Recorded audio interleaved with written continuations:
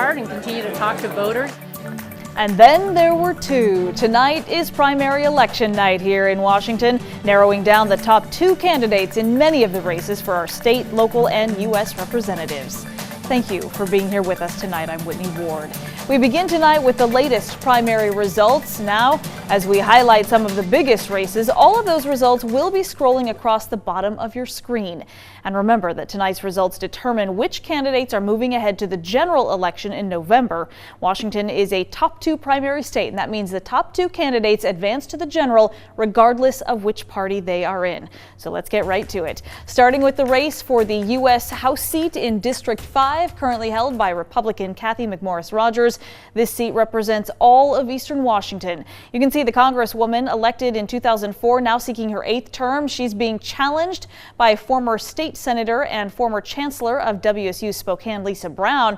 The results, though, show both candidates in for a fight. You can see the Congresswoman winning by a very thin margin right now, 0.5% actually, about 500 votes. Now, following the election results, Congresswoman Morris Rodgers said she's been encouraged by tonight's results, while Brown said it shows that Eastern Washington is ready for new leadership. Both agree, though, there's a lot of work to be done before the general election 3 months from now. So I'm just going to keep talking to the people of Eastern Washington, listening to them and making sure that they know what my vision is. I am honored to serve as their representative.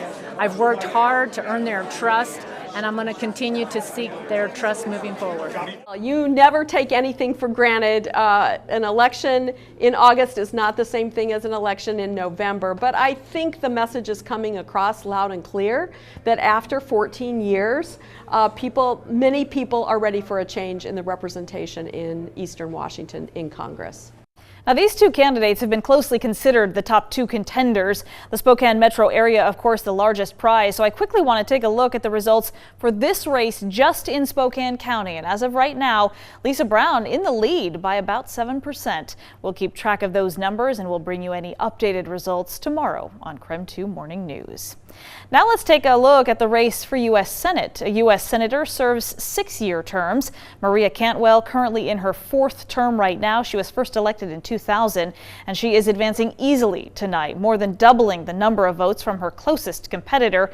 So in November, she will be running against Republican Susan Hutchison, who is a former TV news anchor for the CBS affiliate in Seattle. She is also the former GOP state chairwoman. Here locally, for the race for the Spokane County Sheriff, there are only 2 candidates in this primary. That means both will automatically advance to the November general election. This one, though, a little bit different, so that's why we're talking about it tonight. Current Sheriff Ozzie Knezevich, seeking his 4th term, clearly in the lead in that race tonight with 87% of the vote. His challenger called himself DumpAuzzie.com. That is the name that was actually listed on the ballot. Well, his real name is Scott McClay. McClay has experience on the Spokane Valley Chamber of Commerce Board and also in real estate. He was involved in a complicated defamation lawsuit as well, involving a Spokane Sheriff's deputy, a state representative, and a murder investigation last year. Well, there are many more races and ballot issues, all part of tonight's primary. Those results will continue scrolling at the bottom of your screen, and you can also find all of the specific results for each individual race on our website. Just go to krem.com.